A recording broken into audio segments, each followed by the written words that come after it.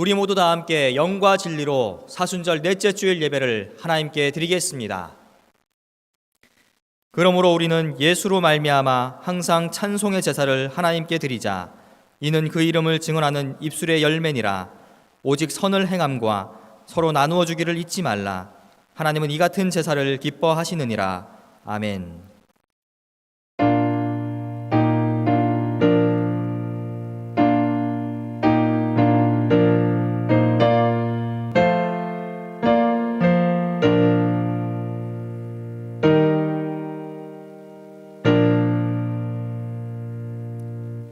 은혜가 풍성하신 하나님, 찬송과 경배를 드립니다.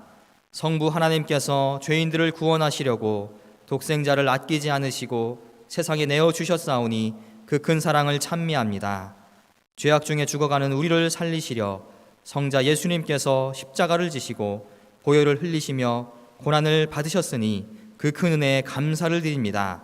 사순절 기간에 성령님의 감동으로 이 모든 것을 깨닫게 하시고 저희들 심령에 구원의 감격이 넘쳐나게 하여 주옵소서. 성삼위 하나님께 찬송과 영광을 돌리오며 예수님의 이름으로 기원하옵나이다. 아멘.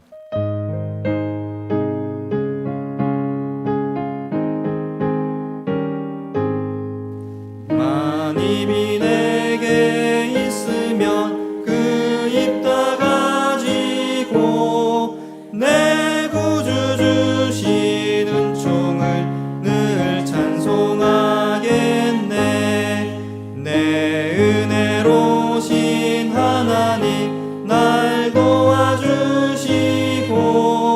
그 크신 영광 널리 펴 다 알게 하소서. 내 주의 귀한 이름이 날 위로하시고 이 귀의 음악 같으니 참 희락되도다. 내 죄의 권세 깨뜨려 그 결박 푸시고 이 추한 마음을 비로소 고청케 하셨네.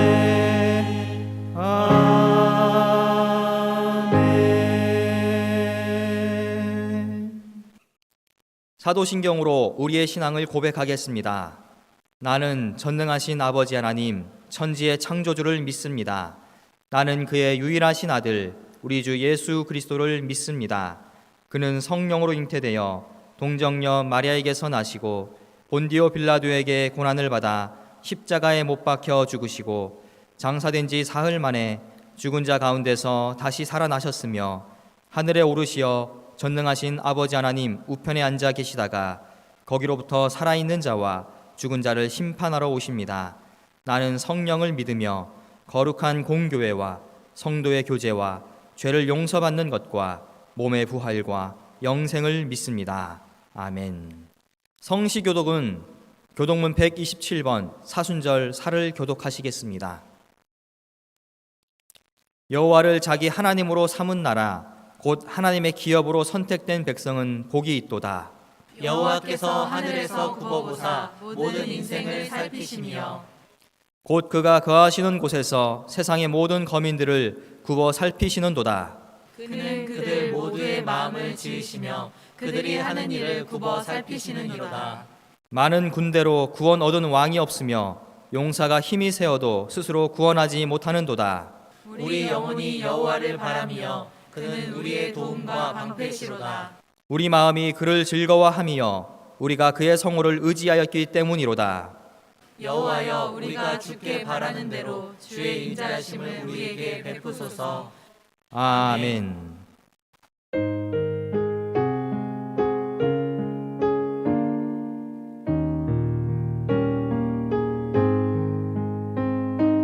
어두운 내 눈 밝히사 진리를 보게 하소서. 진리의 열쇠 내게 주사 참빛을 찾게 하소서.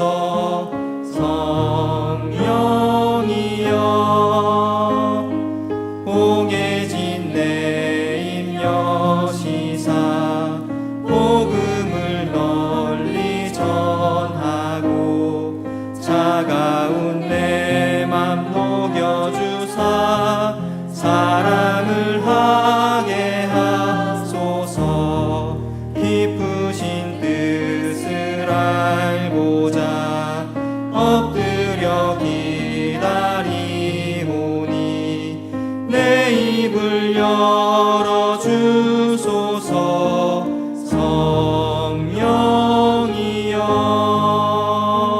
성령이여. 오늘 예배를 위해서 최윤식 장로님께서 기도해 주시겠습니다. 하나님 아버지 감사합니다. 지난 한 주도 함께해 주시고 지켜주시니 감사합니다. 세상이 혼란스럽고 코로나19로 많은 사람들이 힘들고 어려운 상황에 빠져 있습니다. 한 자리에 모여 예배 드리지 못함을 용납하여 주시옵소서. 삶 가운데 우리가 지었던 잘못된 행실을 회개합니다. 주님, 용서하시고 회복의 역사가 속히 이루어지게 하시옵소서. 영상을 통하여 예배 드리오나 우리 모두 한 마음으로 드려지는 기쁨의 예배가 되게 하시옵소서. 여러 사정으로 참석하지 못한 분들을 위로하여 주시옵소서. 빠른 시일 내에 예배의 기쁨과 본질이 회복되게 하시옵소서. 각 처소에서 드려지는 예배지만 함께 하시어 우리 성도님과 학생들에게 은혜 내려주시고 믿음과 신앙이 잘 지켜지게 하시옵소서. 오늘은 사순절 네 번째 주일입니다. 죄의 권세와 죽음을 이기시고 부활하신 예수님을 찬양합니다. 주님의 고난과 기쁨에 동참하여 함께 승리하는 우리 성도님들 다 되게 하여 주시옵소서. 우리나라와 우리 교회에 함께 하시어 어렵고 힘겨운 시간이지만 하나님의 뜻에 순종하여 주님의 신실한 백성으로 자녀로 삼아 주시옵소서. 어려울수록 기도하게 하시고 주님 함께 하심으로 모든 어려움을 이겨내게 하시옵소서. 우리 교회가 세상에 등대되어 방황하는 이웃에게 위로와 구원을 전하는 교회 되게 하여 주시옵소서. 그동안 우리가 누렸던 일상생활 속에서 아무런 죄책감이나 생각 없이 많은 소비와 낭비를 한 점이 있으면 반성하게 하여 주시옵소서. 주님 주신 자원과 물자를 감사함으로 소중히 받으며 아끼고 절약하여 잘 사용하는 우리 되게 하여 주시옵소서. 지금처럼 어려운 시절 우리의 교회를 성심으로 지키는 우리의 목사님과 사역자, 봉사자에게 함께하여 주시어 주님의 성소를 지키는 엄중하고 귀한 일을 잘 감당하게 하여 주시옵소서. 하나님, 많은 성도가 삶의 현장에서 경제적, 육체적, 정신적으로 힘든 시기를 보내고 있습니다. 주님, 우리에게 오셔서 우리를 위로하여 주시고 함께 하시어 이겨내는 은혜의 간증을 하는 우리 되게 하여 주시옵소서. 말씀을 전하는 김영일 목사님에게 함께하여 주시옵소서. 주님과 깊은 교제가 있게 하시며 목사님과 가정에 건강과 지혜를 넘치도록 채워주시옵소서. 전하시는 말씀에도 함께하시어 주님의 뜻을 온전히 전하게 하여 주시옵소서. 우리는 그 말씀에 힘입어 한 주일 한 해 일생을 승리로 사는 우리 되게 하여 주시옵소서. 예배를 통해 홀로 영광 받으시고 우리는 평화와 기쁨 내려주시옵소서. 우리와 늘 함께하시어 승리하시는 예수님 이름으로 기도합니다. 아멘.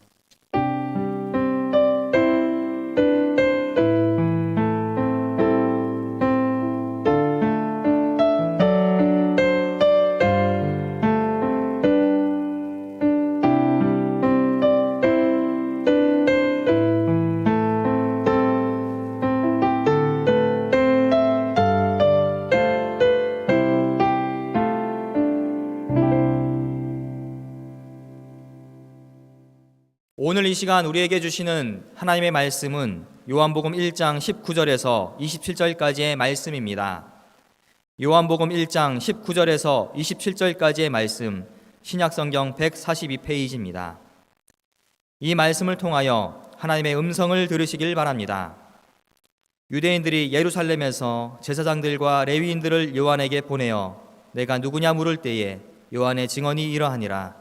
요한이 드러내어 말하고 숨기지 아니하니 드러내어 하는 말이 나는 그리스도가 아니라 한데 또 묻되 그러면 누구냐 내가 엘리야냐 이르되 나는 아니라 또 묻되 내가 그 선지자냐 대답하되 아니라 또 말하되 누구냐 우리를 보낸 이들에게 대답하게 하라. 너는 내게 대하여 무엇이라 하느냐 이르되 나는 선지자 이사야의 말과 같이 주의 길을 곧게 하라고 광야에서 외치는 자의 소리로라 하니라. 그들은 바리새인들이 보낸 자라. 또 물어 이르되 내가 만일 그리스도도 아니요 엘리야도 아니요 그 선지자도 아닐진대 어찌하여 세례를 베푸느냐. 요한이 대답하되 나는 물로 세례를 베풀거니와 너희 가운데 너희가 알지 못하는 한 사람이 섰으니 곧 내 뒤에 오시는 그이라. 나는 그의 신발끈을 풀기도 감당하지 못하겠노라 하더라. 아멘.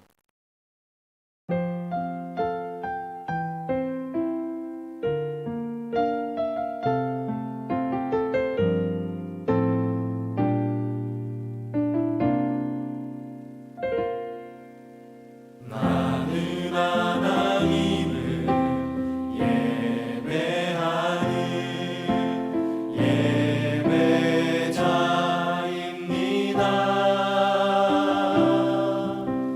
내가 서 있는 곳 어디서나 하나님을 예배합니다. 내 영혼 거룩한 은혜를 향하여 내 마음 완전한 하나님 향하여 이곳에서 바로 이 시간 하나님을 예배합니다.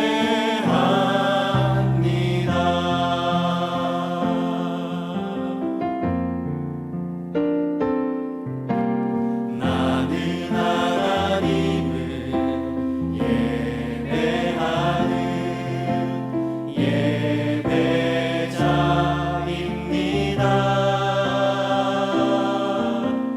내가 서 있는 곳 어디서나 하나님을 예배합니다. 내 영혼 거룩한 은혜를 향하여 내 마음 완전한 하나님 향하여 이곳에서 바로 이 시간 하나님을 예배합니다.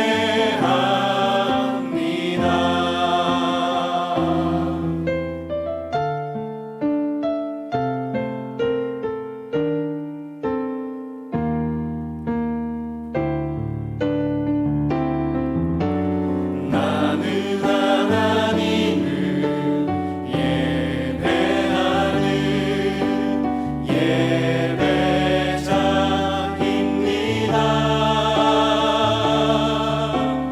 내가 서 있는 곳 어디서나 하나님을 예배합니다.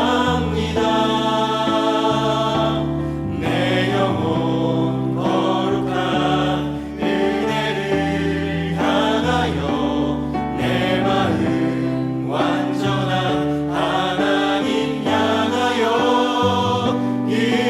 이곳에서 바로 이 시간 하나님을 예배합니다.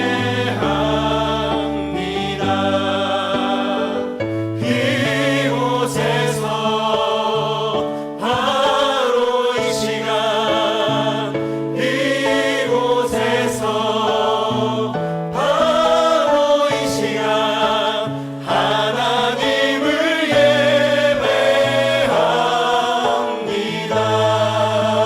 하나님을 예배합니다.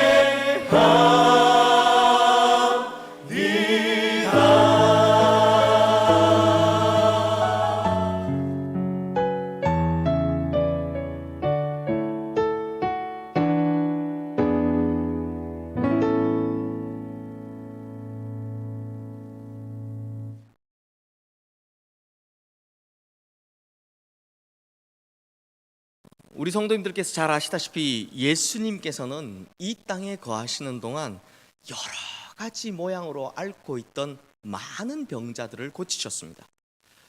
그들 중에 가장 대표적인 것이 나병, 곧 문둥병자, 또 중풍병자, 그리고 소경, 곧 맹인을 고치시는 것이었습니다. 그런데 이것은 시대적으로 그러한 병이 많았다라는 의미, 그 이상의 의미로 우리에게 영적인 측면에서 제시해주는 상징적인 의미들이 있습니다. 성도님들, 먼저 이 나병, 곧 문둥병은 그들의 살이 썩어 떨어져 나가도 아픔을 느끼지 못하는 병입니다. 그래서 실제로 이 나병 환자들을 보면 손가락이나 발가락이나 심지어는 코까지도 떨어져 나가 있죠. 그러나 그들은 그러함에도 불구하고 아픔을 느끼질 못합니다.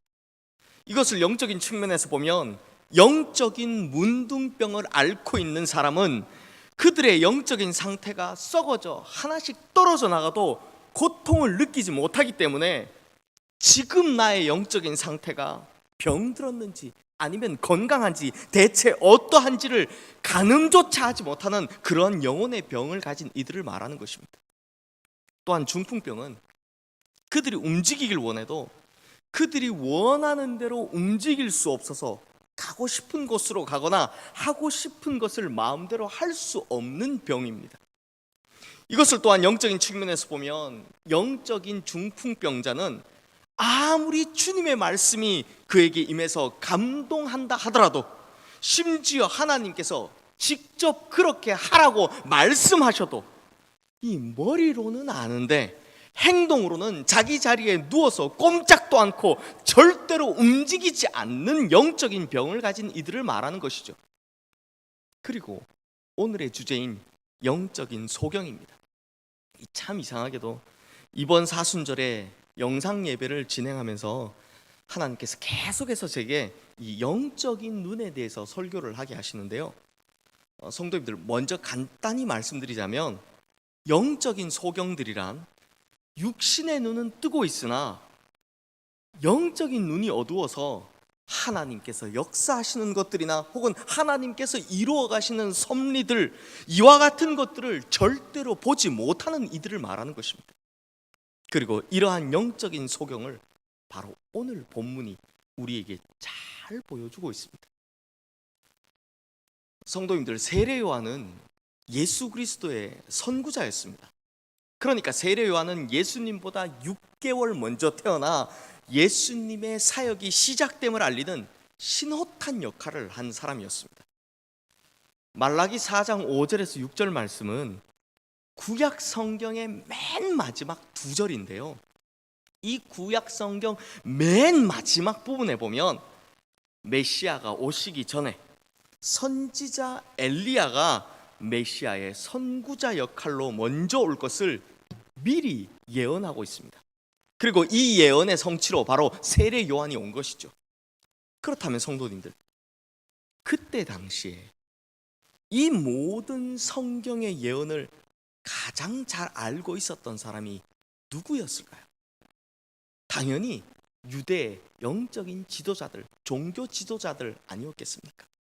그래서 오늘 본문 19절 말씀을 보면 백성들이 세례 요한을 찾아가서 그가 메시아인지 아닌지 그 정체를 물어보라고 대표로 보낸 이들이 바로 제사장들과 레위인들이었습니다. 그래서 오늘 본문은 이렇게 대표로 뽑힌 제사장들과 레위인들이 세례 요한을 찾아와서 내가 누구냐라고 묻는 장면에서 시작되고 있습니다. 그런데 성도님들, 지금 제사장들과 레위인들이 세례 요한에게 와서 내가 누구냐라고 묻는 이유가 무엇입니까? 답은 간단합니다. 바로 유대의 영적 지도자라고 하는 사람들이 지금 하나님께서 이끌어 가시는 영적인 상황, 이 영적인 흐름이 어떻게 진행되고 있는지를 전혀 모르고 있기 때문입니다. 그러므로 오늘 본문의 사건은 당시의 유대의 영적인 지도자들이 얼마나 영적으로 무지했는가를 잘 보여주고 있는 것입니다. 그러니 예언이 성취되었는데, 그래서 실체가 왔는데 유대의 종교 지도자들은 이 사실을 전혀 모르고 있더라라는 것입니다. 그러므로 오늘 본문이 말하고 있는 핵심은 바로 이것입니다. 그들이 바로 영적인 소경이었다라는 것입니다. 성도님들, 사실 당시의 종교 지도자들은요, 구약 성경의 모든 말씀을 다 외우고 있었습니다. 그래서 어떤 성경 본문에 점 하나, 획 하나가 있는지 없는지까지 정확하게 끄집어내고 판단하는 사람들이었습니다. 하여튼 성경에 대해서만큼은 도통한 사람들이죠. 쪽집게 도사들인 것입니다. 그런데 이 복음서에 보면요, 이들이 아는 것은 정말 많은 반면에 얼마나 영적으로는 무지했는지를 자주 보여주고 있습니다. 특별히 마태복음 2장 말씀에 보면 동방 박사들이 예루살렘에 와서는 유대인으로 나신 왕께 경배하러 왔노라 라고 했더니 온 예루살렘이 발칵 뒤집혀서 소동이 일어나는 장면이 나옵니다. 이 소리를 들은 헤로드 왕이 놀라서 허겁지겁 대제사장들과 서기관들을 불러 그들에게 자문을 구했습니다. 야, 성경에 그리스도가 어디서 난다고 했느냐? 그랬더니 서기관들이 정확하게 대답합니다. 유대 베들레헴입니다. 어째서 그런가 했더니 서기관들이 성경 구절을 들어서 이야기를 합니다. 미가서 5장 2절 말씀을 보면 베들레헴 에브라다야, 너는 유다 족속 중에 작을지라도 이스라엘을 다스릴 자가 내게서 내게로 나올 것이라. 그의 근본은 상고에 영원에 있느니라 라고 쓰여 있기 때문에 분명히 베들레헴에서 메시아가 태어난다 라고 이야기를 하는 것입니다. 사랑하는 성도님들, 이 대제사장과 서기관들의 말이 정확한 것이었을까요? 아니면 틀린 것이었을까요? 정확한 것이었습니다. 그들은 정확한 성경의 지식을 가지고 있었던 것입니다. 그러니 한번 보십시오. 이 동방 박사들이 가지고 있는 지식은 별을 보고 유대 땅을 찾아오는 정말 희미한 지식이었지만, 대제사장들과 서기관들이 가지고 있는 지식은 성경에 기록되어 있는 명확하게 예언된 지식이었습니다. 생각해보면 이 동방 박사들이 별을 보고 메시아를 찾아왔다라고 하는 이 이야기는요, 어떻게 보면 정말 뜬구름 잡는 이야기처럼 들리지 않습니까? 참 흐릿한 정보입니다. 그런 반면에 대제사장들과 서기관들이 가지고 있는 정보는 문자로 기록된 확실한 하나님의 말씀이었습니다. 그런데 결과적으로 어떤 일이 일어났습니까? 어렴풋이 인도함을 받은 동방 박사들은 결국 예수님을 찾아와 예수님을 만나고 예수님께 경배했습니다. 하지만 확실한 지식을 가지고 있었던 대제사장들과 서기관들이 예수님을 찾아왔다, 예수님을 만났다, 예수님께 경배했다라는 그 구절은 성경 어디에도 찾아볼 수 없습니다. 그러므로 오늘 본문 말씀과 더불어 마태복음 2장 말씀에 나오는 이 동방 박사의 이야기에서 고발하고자 하는 성경의 메시지가 무엇입니까? 그들이 바로 영적인 소경들이었다라는 것입니다. 성도님들, 하나님께서는 분명히 유대인들에게 말씀을 주셨습니다. 그래서 그들은 수천 년 전부터 하나님의 말씀을 언약으로 받은 본디 언약 안에 있는 백성들이었습니다. 그런데 이제는 언약 밖의 백성들이 되어버렸습니다. 도리어 언약 밖에 있었던 이방 족속, 아라비아 출신의 동방 박사들이 이제는 언약 안의 백성이 되어버렸다라는 것입니다. 왜 이런 일이 일어났습니까? 본디 언약 안에 있던 백성들, 즉 유대인들이 바로 영적인 소경이 되어버렸기 때문입니다.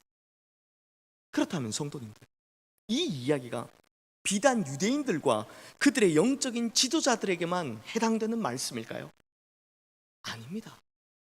하나님께서는 지금 우리들에게도 이 말씀을 주셨습니다. 하나님께 나아가는 길이 적힌 지도를 주셨다라는 것입니다. 그런데 교회에 올 때 폼으로는 이 성경책을 옆구리에 탁 끼고 이렇게 차고 오지만 정작 주중에는 단 한 번도 펼쳐보지 않는 사람이라면, 혹은 스마트폰을 사서는 왠지 양심상 이 성경 어플 정도는 깔아둬야 할 것 같아서 그렇게 하긴 했지만 정작 그 어플을 펼쳐서 하나님의 말씀을 한 번도 보지 않은 사람이라면 그런 사람이 바로 영적인 소경이다라는 것입니다. 뿐만 아니라 하나님의 말씀에 대해 지식적으로는 많이 안다 해도 그 안에 있는 복음의 비밀을 찾아낼 능력이 없다면 그 상태로 교회를 몇십 년 다니고 교회 안에서 무슨 직분을 가지고 또 무슨 봉사를 하고 있던 간에 그런 사람은 바로 오늘 본문이 말하고 있는 영적인 소경, 즉 이제 언약 밖으로 튕겨나간 유대인들과 마찬가지다라는 것입니다. 사랑하는 성도님들, 그렇다면 이제 우리에게 중요한 문제가 생겼습니다. 그러면 대체 우리는 어떻게 해야 영적인 소경을 탈출할 수 있을까요? 그래서 오늘 설교에는 우리가 영적인 소경을 탈출할 수 있는 비결 3가지로 정리해 말씀드리려 합니다. 우리 성도님들, 이 영적인 소경을 탈출하는 3가지의 비결을 꼭 명심하셔서 어두웠던 영적인 눈을 뜨고 이제 하나님의 섭리를 바라보는 밝은 영안을 가지시는 성도님들 되시기를 축원합니다. 자, 그럼 이제 영적인 소경 탈출의 비밀 그 첫 번째입니다. 성도님들, 당시 종교 지도자들의 신앙적인 특징이 무엇이었습니까? 율법주의죠. 지식적으로는 잘 알고 있었습니다. 그리고 갖춰진 율법의 틀 안에선 정말 철저하게 움직이려 합니다. 그러나 결코 하나님의 음성을 듣지도 못하고 듣는 방법도 모르며 말씀하시고 부르시는 곳에는 가지 않으려고 합니다. 아니, 듣지를 못하니 갈 수가 있나요? 그러나 우리는 더합니다. 성도님들, 대한민국처럼 설교가 많이 쏟아져 나오는 곳이 세상에 어디에 있습니까? 마음만 먹으면요, 정말 손가락 몇 번만 까딱 하면요, 좋은 설교, 은혜로운 설교 언제 어디서든 마음껏 들을 수 있습니다. 그런데 듣기는 듣는데 우의독경입니다. 마음에 아무리 강한 감동이 와서 눈물을 흘려도 결코 움직이지는 않습니다. 그러니 예수님께서 안타까워 말씀하신 피리를 불어도 춤을 추지 않고 슬피 울어도 가슴을 치지 않는 세대가 바로 우리의 세대라는 것입니다. 성경에 대해서 수십 년간 들어온 것은 정말 많아서 입으로 떠드는 것은 정말 잘합니다. 말은 정말 잘한다는 것입니다. 그런데 이렇게 말로만 하는 이들에 대해 성경은 이렇게 정의를 내립니다. 야고보서 2장 19절에서 20절 말씀을 보면 내가 하나님은 한 분이신 줄을 믿느냐? 잘하는도다. 귀신들도 믿고 떠느니라. 아, 허탄한 사람아, 행함이 없는 믿음이 헛것인 줄을 알고자 하느냐라고 합니다. 즉 말로만 떠드는 이러한 신앙인의 모습을 보고 행함이 없는 믿음을 가진 사람의 모습을 보고 야고보 사도는 딱 한마디로 잘라서 그건 헛것이다. 그리고 이것은 귀신조차 믿는 귀신의 믿음이다 라고 딱 잘라 말한 것입니다. 귀신들도 예수님이 누구신지 믿음이 무엇인지 다 잘 알고 떠든다라는 것입니다. 그러나 귀신의 믿음은 행하는 믿음이 아니라 말로만 하는 떠드는 믿음입니다. 그러나 귀신의 믿음은 도피하는 믿음이요 거절하는 믿음이지 절대로 순종하는 믿음이 아니다라는 것입니다. 귀신들도 다 압니다. 귀신들도 믿습니다. 그러나 알면서도 못하겠다, 아니 내가 믿기는 믿는데 못하겠다라고 하고 그냥 입으로만 무슨 성인이라도 된 것 마냥 떠들기만 하고 있다면, 즉 행함이 없는 믿음이라면 그것이 헛것이고 그것이 바로 귀신의 믿음이다 라는 것입니다. 반면에 히브리서 11장, 즉 믿음장을 보면 끝까지 믿음을 지킨 이들, 우리가 본받아야 할 믿음의 경주자들로 나오는 이들에게서 공통점을 하나 발견할 수 있습니다. 그것이 무엇이냐? 바로 그들의 믿음은 전부 행동하는 믿음이었다라는 것입니다. 한 사람도 예외 없이 전부 행동하는 믿음을 가진 사람들이었다라는 것입니다.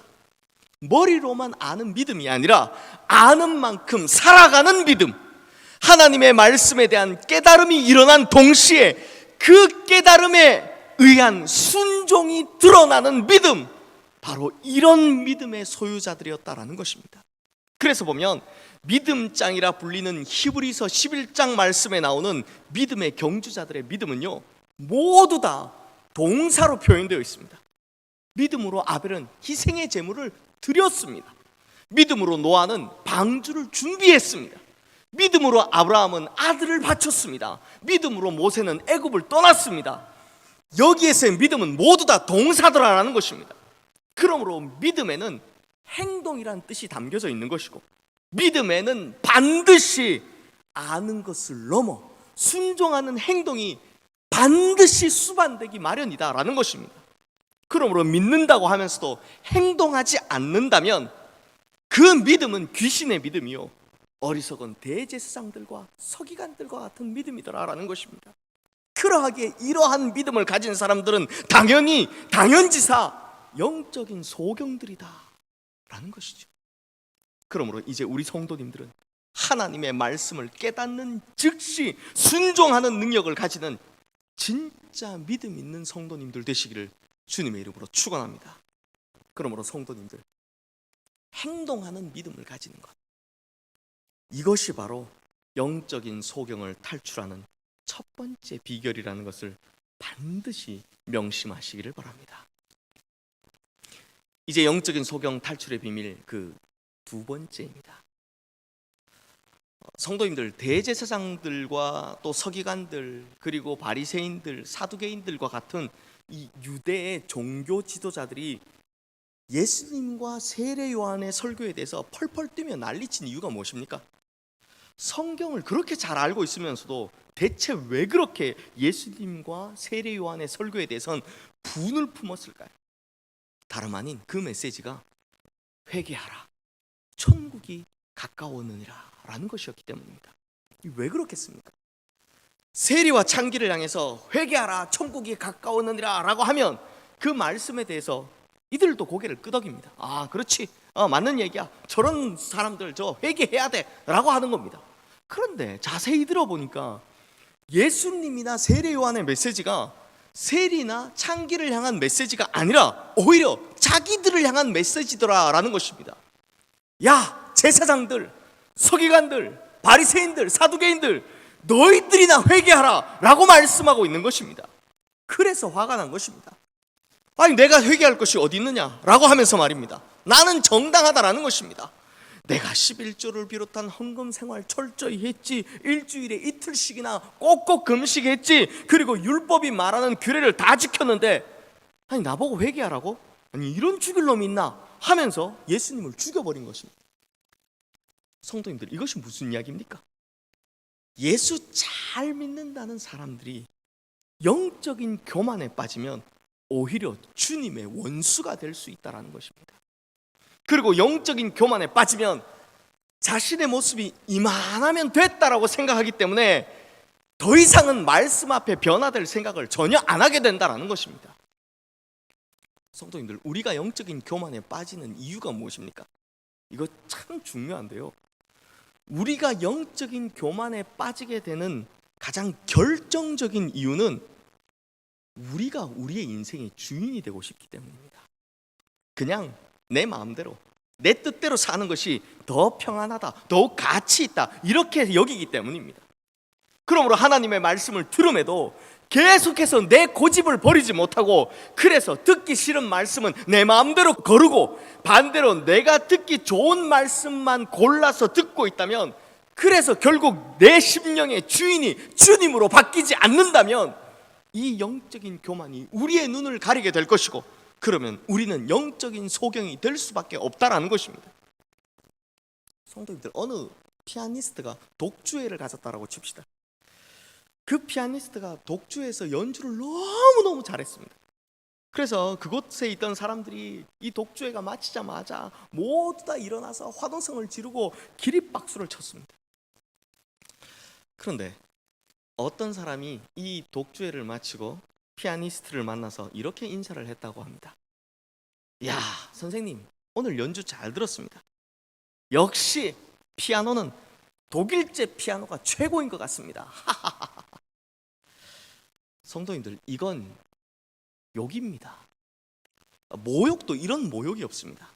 연주회가 끝나고 난 다음 이 피아니스트가 최고입니다 라고 하면서 피아노를 친 사람에 대한 칭송이 나와야지, 기껏 한다는 이야기가 피아노는 뭐 슈타인웨이나 베젠돌프 같은 독일제 피아노가 최고입니다 라고 한다면 이 무슨 경우에 맞지 않는 이야기입니까? 그런데 성도님들, 이렇게 경우에 맞지도 않는 일, 즉 주객이 전도가 된 이런 어처구니 없는 일을 주님과의 관계에서 하고 있다는 것입니다. 반면에 세례 요한을 보십시오. 사람들이 세례 요한에게 와서 내가 누구냐라고 물었습니다. 이 말의 뜻은 네가 그리스도냐? 아니면 네가 엘리야냐? 그것도 아니면 선지자냐? 라는 질문 아닙니까? 그런데 그때 세례 요한이 무엇이라고 대답합니까? 나는 엄마 뱃속에서부터 성령이 충만한 사람이다. 나는 너희들과 비교조차 할 수 없는 그런 위대한 존재이다. 뭐 이렇게 대답했습니까? 아니죠. 세례 요한은 영적으로 교만한 사람이 절대 아닙니다. 그때 세례 요한의 대답이 오늘 본문 23절 말씀인데요, 우리 함께 읽겠습니다.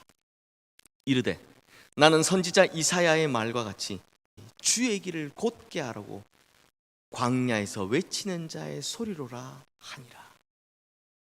이 대답에서 세례 요한은 자기를 단지 소리에 불과하다라고 말했습니다.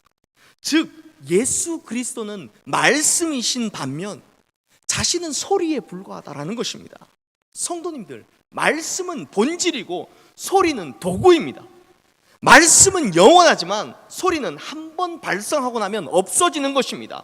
그러므로 세례 요한은 나는 다만 그 말씀을 증거한 후 사라지는 소리에 불과합니다. 나는 다만 그 말씀이 오시는 길을 예비하는 도구에 불과합니다 라고 하면서 철저히 자신을 감추고 예수님만 드러내는 모습을 보이더라는 것입니다. 그러자 사람들이 또 물어봅니다. 네가 왜 세례를 주느냐? 그러자 이렇게 대답합니다. 나는 물로 세례를 주지만 내 뒤에 오시는 분이 있습니다. 나는 그분의 신발끈을 풀기도 감당치 못할 존재입니다. 그러므로 성도님들, 세례 요한의 대답을 자세히 보면 알 수 있는 것이 있습니다.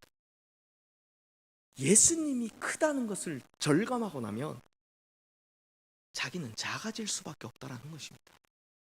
그러므로 예수님이 크시고 나는 작다는 것을 절감하는 그때 영적인 거만은 영적인 겸손으로 바뀌게 된다는 것입니다. 그러므로 성도님들, 영적인 소경을 벗어나는 두 번째 비결은 우리의 눈을 가리웠던, 또 우리의 목을 곧게 했던 이 영적인 교만을 내려놓고 우리 주님의 크심을 인정하면, 주님만이 내 삶의 주관자이며 내 삶의 주권자 되심을 인정할 때, 그때 가능한 것입니다. 즉 주님이 본질이시고 나는 도구라는 것을 인정할 때 우리는 영적인 소경에서 벗어날 수 있게 된다는 것입니다. 그러므로 우리 성도님들은 우리 주님의 크심을 인정하고 우리 주님께서 내 삶의 주관자이시며 주권자 되심을 인정하는 이 영적인 겸손을 통해 이제는 주님께서 이루어 가시는 그분의 역사와 섭리에 동참하는 밝은 영안을 가지신 우리 모든 성도님들 되시기를 주님의 이름으로 축원합니다. 이제 영적인 소경 탈출의 비밀 세 번째, 마지막입니다. 우리 다 함께 오늘 본문 아래에 있는 29절 말씀 우리 함께 읽겠습니다. 이튿날 요한이 예수께서 자기에게 나아오심을 보고 이르되 보라, 세상 죄를 지고 가는 하나님의 어린 양이로다. 세례 요한은 예수님을 향해 보라, 세상 죄를 지고 가는 하나님의 어린 양이로다 라고 외쳤습니다. 그런데 이 외침은요, 당시의 상황에 비추어 볼 때 상당히 의미 있는 외침이었습니다. 왜냐하면 저들이 세례 요한에게 던진 질문을 자세히 보면 무심결에 그들의 음흉한 속내를 드러내고 있기 때문입니다. 그들이 세례 요한에게 무엇이라고 물었습니까? 네가 혹시 그리스도냐? 네가 혹시 엘리야냐? 그것도 아니면 선지자냐? 그런데 이 질문을 자세히 들여다보면 이 질문은 모두 그들에게 성공이나 승리나 만족을 가져다주는 칭호를 대신하는 이름들입니다. 무슨 이야기입니까? 이 사람들은 엘리야처럼 갈멜산에서와 같이 큰 승리를 안겨다줄 선지자, 모세와 같이 만나와 메추라기를 먹여주고 반석에서 터진 물을 주고 그래서 결국 가나안에 성공적으로 데려다줄 그런 승리자만을 찾고 있었다라는 것입니다.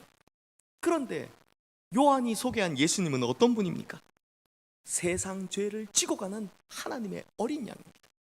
그러므로 너희에게 필요한 것은 승리자로서의 그리스도, 너희의 필요를 만족시켜주는 그리스도가 아니라 우리의 죄를 대속하기 위한 어린 양으로서의 그리스도다. 바로 이것을 강조하고 있었다는 것입니다. 그러므로 너희들의 상태가 어떠한 줄 아느냐? 너희들에게는 구원자가 필요한 것이지 승리와 성공은 그 다음 문제다라는 것입니다. 그런데 문제는 지금 우리들이 기대하는 그리스도도 이러한 잘못된 모습인 경우들이 많다라는 것입니다. 우리의 필요를 채워주십시오. 모세가 광야에서 만나와 메추라기를 주고 반석에서 물을 주었던 것과 마찬가지로 우리는 우리의 필요를 채워줄 그런 그리스도를 원합니다 라고 하고 있더라는 것입니다. 그러니 본문의 유대인들이 원했던 이 그리스도와 지금 우리가 원하고 있는 그리스도의 모습이 별반 다르지 않다, 전혀 다르지 않다라는 것입니다. 그러므로 똑같은 영적인 소경들이다라는 것입니다. 그런데 성도님들, 말기암 환자가 있다고 한번 쳐봅시다. 지금 이분이 거반 죽게 되었습니다. 만약 우리 성도님들이 그 사람이라면 그때 이 말기암으로 말미암아 죽게 되었을 때 성공이 문제겠습니까? 취직이 문제겠습니까? 돈 잘 버는 것이 문제겠습니까? 아닙니다. 이 사람의 문제는 당장 사는 것이 문제입니다. 그런데 왜 좋은 곳에 취직이니 돈 많이 버는 것이니 이것부터 기도하고 있습니까? 지금 자기 자신의 영적인 상태에 대한 심각성을 전혀 깨닫지 못하기 때문에 이렇게 기도하고 있더라는 것입니다. 사랑하는 성도님들, 우리에게는요, 필요가 중요한 것이 아니라 본질이 중요한 것입니다. 그러므로 영적인 소경을 벗어나는 마지막 비결은 내가 원하는 예수 그리스도를 내려놓고, 내가 그려놓은 예수 그리스도를 내려놓고, 또한 예수를 믿음으로 당연히 생길 것이다 라고 생각하는 그런 콩고물 같은 것들, 성공, 행복, 세상적인 승리, 부유함, 이 모든 것들을 다 내려놓고 오로지 우리의 구원자 되신 예수 그리스도, 이 본질을 쫓아가는 것이 바로 영적인 소경을 벗어나는 비결이다라는 것입니다. 그러므로 우리 성도님들은 예수 믿는다고 하면서 예수님 외에 다른 콩고물에 눈 돌리지 않기를 주님의 이름으로 축원합니다. 오직 우리 믿음의 본질 되신 예수 그리스도, 그분을 말씀에 기록된 그대로 받아들이시는 성도님들 되셔서 이제는 영적인 소경에서 벗어나 밝은 영의 눈을 가지시는 모든 성도님들 되시기를 주님의 이름으로 축원합니다. 기도하겠습니다. 하나님 아버지, 영적인 소경에서 벗어나는 사람은 믿음을 아는 것에 그치지 않고 말로만 떠드는 것이 아니라 순종함으로 자신의 삶에서 살아내는 사람임을 깨닫습니다. 또한 나는 작고 주님은 크심을 인정하며 온전한 주님의 도구로서의 삶을 살아가는 사람임도 깨닫습니다. 그리고 예수 그리스도를 믿음으로 내가 추구하는 것들을 얻으려고 하는 것이 아닌 예수 그리스도께서 말씀을 통해 보여주신 그대로를 믿고 따르는 사람이 영적인 소경에서 벗어나는 사람임을 깨닫습니다. 그러므로 하나님 아버지, 오늘 말씀을 통해 일깨워주신 이 모든 것들이 우리의 심령과 삶에서 이루어져 이제는 우리가 영적인 소경에서 벗어나는 인생이 되게 하여 주시옵소서. 뿐만 아니라 이제는 밝은 영의 눈을 가지고 주님께서 이루어 가시는 그 역사에 동참하고 주님께서 펼쳐 가시는 그 놀라운 섭리를 이해하는 자들이 다 되게 하여 주시옵소서. 우리의 눈을, 영의 눈을 밝히시는 우리 주 예수 그리스도의 이름으로 기도드리옵나이다. 아멘. 이제 우리 모두 다 함께 봉헌 찬양을 드리겠습니다.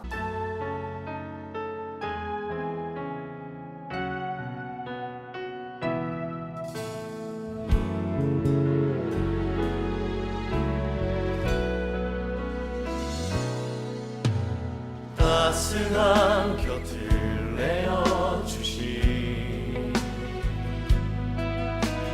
주님 앞에 나아갑니다.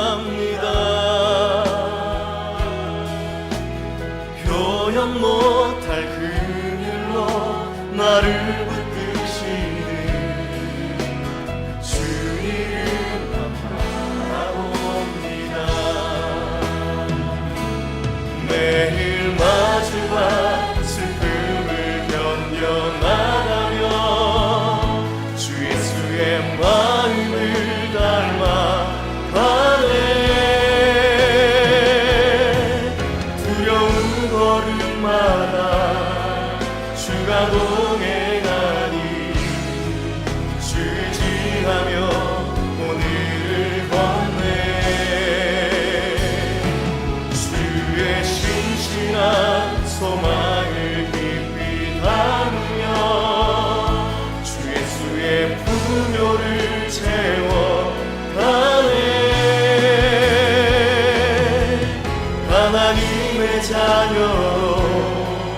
분명히 지켜가며 기뻐진 삶을 주께 드리네. 사랑과 은혜가 풍성하신 하나님 아버지, 하나님께서 우리의 삶의 주인이시라는 고백을 담아 이 예물을 주님 앞에 올려드립니다. 비록 힘들고 억울하고 포기하고 싶었던 순간들 많았지만 그럼에도 이 삶의 자리를 허락하신 분이 하나님이시라는 고백을 가지고 10의 1조의 예물을 주님 앞에 올려드립니다. 또 감사의 마음을 담고 닫힌 문을 여는 감사의 능력을 믿음으로 감사의 예물을 올려드립니다. 또 주님 앞에 서원한 것들을 갚고자 월정 헌금으로, 성교 헌금으로, 장학 헌금으로, 사랑의 후원금으로, 교육 발전 헌금으로 각양다양한 예물을 주님 앞에 올려드립니다. 하나님 아버지, 이 예물의 양이 아니라 이 예물에 담겨져 있는 우리의 중심을 받아 주시옵소서. 그리하여 우리의 삶의 자리마다 주님의 뜻이 이루어지는 축복이 있게 하옵시고, 감사의 제목들은 날마다 넘치며 서원한 것들을 갚을 때 하나님께서 더 크게 채워주시는 놀라운 축복과 응답 안에 거하게 하여 주시옵소서. 이 예물이 반드시 하나님의 나라와 의를 위하여 쓰이게 하여 주시고, 뿐만 아니라 이 예물의 중심을 담은 우리 성도님들의 삶이 하나님의 나라와 의를 위하여 영광스럽게 쓰임받게 하여 주시옵소서. 또한 이 예물이 쓰이는 곳은 오직 주님께서 세우신 교회와 이 땅에 흩어져 있는 수많은 약자들을 위해 쓰임받기를 소망합니다. 이 예물이 반드시 주님께서 원하시는 곳곳마다 쓰이게 하시되, 이 예물이 쓰이는 곳에서는 우리의 이름이 아닌, 누구의 이름도 아닌 오직 예수 그리스도의 이름만 드러나게 하여 주시옵소서. 하나님 아버지, 이렇게 예물을 드리고 싶지만 아직 삶의 문이 열리지 않아 혹은 형편이 어려워서 예물을 드리지 못한 손길들도 있습니다. 이제 주님께서 위로하심으로 예물로 드리지는 못했지만 중심으로 드리는 삶의 예물을 받아주시고, 또 주님께서 역사하여 주셔서 삶에 막힌 모든 문들은 열어주시고, 답답했던 모든 형편들은 주님의 은혜로 말미암아 놀라운 변화를 경험하는 역사들이 일어나게 하여 주시옵소서. 우리의 중심을 받으시는 우리 주 예수 그리스도의 이름으로 간절히 축복하며 기도드리옵나이다. 아멘. 교회 소식을 알려드리겠습니다. 예배 안내입니다. 오늘은 사순절 넷째 주일입니다. 우리를 죄에서 구원하시기 위해 십자가를 지신 예수님의 고난을 기억하고 감사하는 사순절 기간을 보내시기 바랍니다. 오늘 주일 예배는 오전 7시부터 온라인을 통해 참여하실 수 있습니다. 참여 방법은 유튜브에서 시흥교회를 검색하시거나 시흥교회 홈페이지를 통해 참여하실 수 있습니다. 매일 묵상은 매일 오전 7시부터 유튜브와 홈페이지에서 시청하실 수 있습니다. 다음 주일 예배는 사태의 추이를 고려하여 추후 공지하겠습니다. 교회학교와 청년부 예배, 새벽 기도회를 비롯한 교회 모든 모임과 소망의 나무 어린이 작은 도서관 운영 등은 추후 공지가 있을 때까지 당분간 중단합니다. 각 교육부서 예배는 소속된 학생과 어린이들에게 맞게 보내드리는 예배 활동 자료를 활용하여 가정에서 부모님과 자녀들이 함께 예배 드리시기 바랍니다. 시흥교회 코로나19 대응 지침 안내입니다. 주중에 모든 교회 시설물과 건물 출입을 전면적으로 제한합니다. 추후 중요한 공지사항 및 변동사항은 수시로 홈페이지와 단체 문자를 통해 공지해 드리겠습니다. 엘리베이터 안내입니다. 23일 월요일부터 엘리베이터 설치를 위한 공사가 시작됩니다. 교우 동정입니다. 젊은이셀 2교구 2셀 노형도 장은혜 정도께서 등남하셨습니다.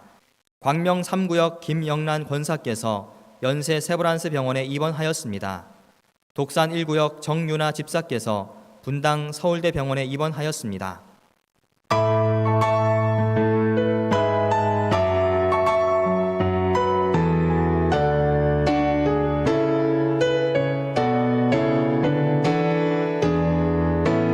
나의 기도하는 것보다 더욱 응답하실 하나님, 나의 생각하는 것보다 더욱 이루시는 하나님,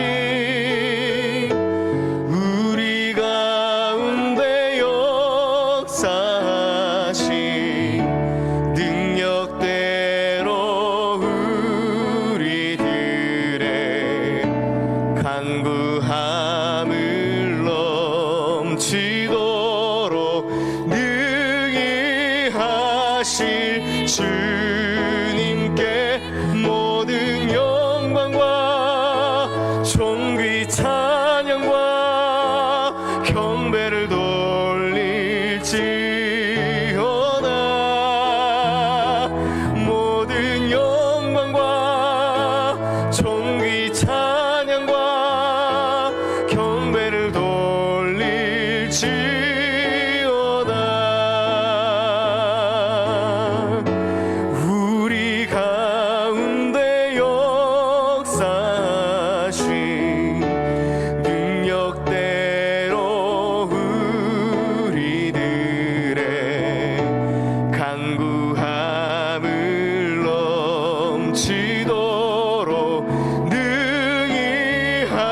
하실 주님께 모든 영광과 존귀 찬양과 경배를 돌리지어다.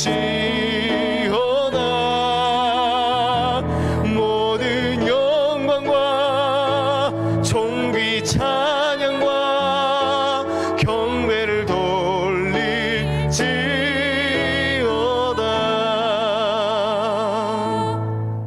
우리의 삶의 능력이 되시는 하나님 아버지, 거룩한 주일 주님의 거룩한 백성들이 하나님 아버지 앞에 나와 예배드리고 이 시간 주신 말씀과 그 은혜 축복을 가슴에 담고 우리가 사는 이 세상을 향해 이제 나아가려 합니다. 삶의 자리로 나아가는 모든 주님의 자녀들이 하나님의 약속의 말씀을 붙들고 살아내며 이기어 승리의 간증을 가지고 두 손 들고 찬양하며 주님의 전으로 다시 돌아오는 모든 성도님들 되게 하여 주시옵소서. 또한 어두워진 이 세상 속에 빛을 들고 들어가 예수님을 증거하고 우리로 인하여 이 세상이 밝아지는 역사가 일어날 수 있도록 우리와 항상 동행하여 주시옵소서. 특별히 이 시간 아픈 몸과 마음을 가지고 주님 앞에 나온 모든 이들을 기억하여 주시옵소서. 아픈 부위부위마다 올린 그 손 위에 이 시간 주님의 못자국 난 손, 피 묻은 손으로 함께 어루만져 주시고 주님의 보혈을 머리끝부터 발끝까지 채워주시어 나사렛 예수 그리스도의 이름으로 말미암아 모든 아픔들이 치유되는 역사가, 모든 질병들이 떠나가는 역사가 일어나게 하여 주시옵소서. 특별히 코로나19와 같은 전염병들이 우리 성도님들 어느 누구에게도 미치지 않도록 예수 그리스도의 능력으로 지켜 보호하여 주시옵소서. 뿐만 아니라 더 이상 이 땅에 누구도 이 바이러스로 인해 고통받지 않도록 주님께서 이제 역사하여 주시옵소서. 또한 우리 시흥의 모든 성도님들 이 시간 주님께서 강하신 팔로 붙들어 주시고 그 머리 위에 성령의 기름을 부어주셔서 이 한 주간도 평안의 땅, 은혜의 땅, 축복의 땅을 걸어갈 수 있도록 인도하여 주시옵소서.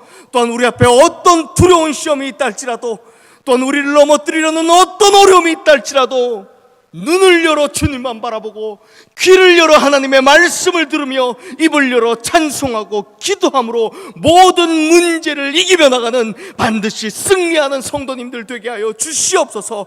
인생의 모든 길을 형통한 길로 인도함을 받는 축복의 성도님들 다 되게 하여 주시옵소서. 이제는 우리 주 예수 그리스도의 은혜와 하나님 아버지의 끈질기신 사랑하심과 성령님의 인도하시며 교통하심의 역사가 영적인 소경에서 벗어나 밝은 눈을 가지고 주님의 역사와 섭리에 동참하겠다 다짐하는 우리 모든 성도님들 머리 위에와 주님 앞에 영광스럽게 서게 될 우리 시흥교회와 온 세계 열방 모든 선교사역 위에 이제로부터 영원토록 함께 하시기를 간절히 축원하옵나이다. 아멘.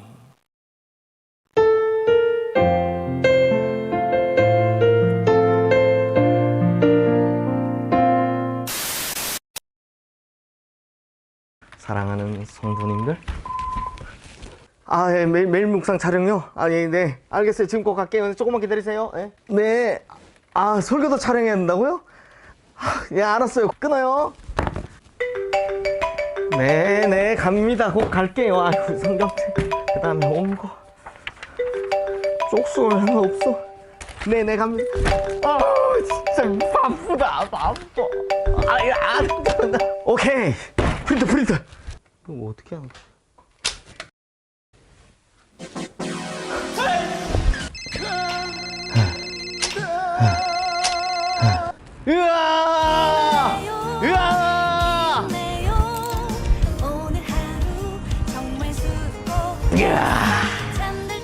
지저스.